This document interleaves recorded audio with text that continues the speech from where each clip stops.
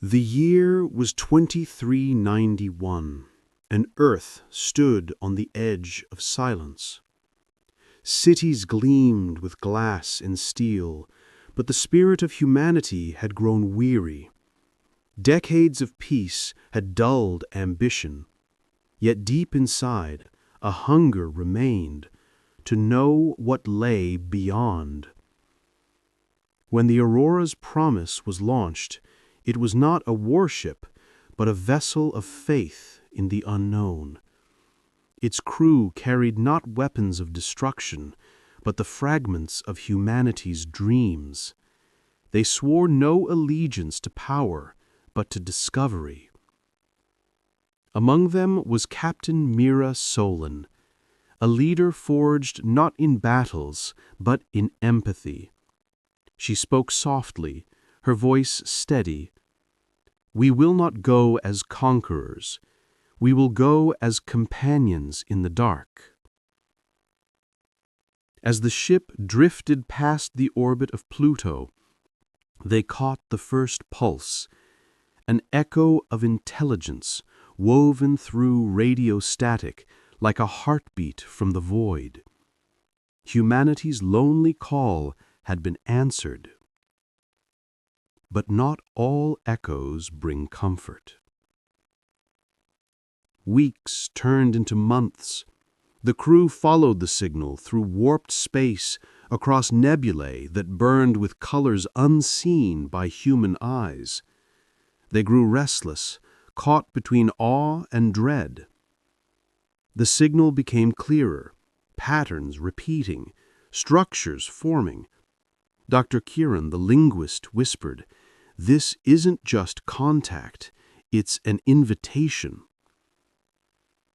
But with the invitation came a test. A rift loomed before them, swallowing light, bending gravity like clay. The Aurora's promise trembled as they approached. Instruments failed, memories blurred. Some crew swore they saw visions, faces of those they'd lost, voices from Earth calling them home. Fear rose. Some argued to turn back, others demanded they press forward. Mira stood silent, her eyes fixed on the darkness. Finally she spoke. "If we turn away, humanity will forever remain a whisper to itself. If we go forward, we risk everything, but we may find what makes us whole." The ship entered the rift, reality shattered like glass, and on the other side, something waited. They emerged into a realm unlike anything charted. A world of living radiance stretched before them, cities suspended in skies of liquid light, beings moving like flowing constellations.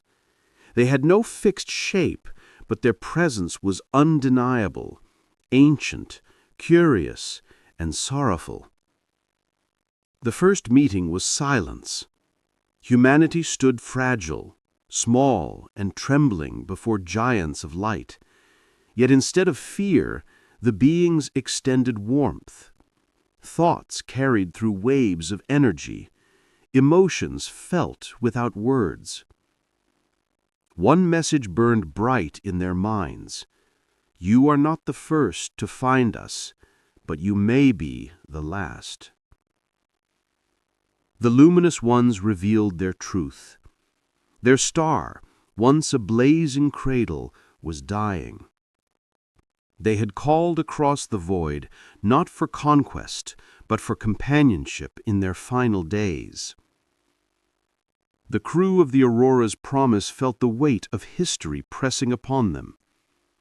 They could turn away, leaving this species to fade into silence, or they could offer everything, knowing they may never return home. Mira placed her hand against the glass, watching the light forms mirror her gesture.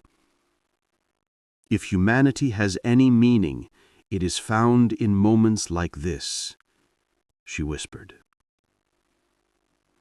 The decision came not from orders, but from unity. Engineers worked beside beings of light, weaving human science and alien resonance into something greater, a vast engine of hope designed to rekindle the dying star. Days blurred into years, bonds formed, laughter echoed where fear once lingered.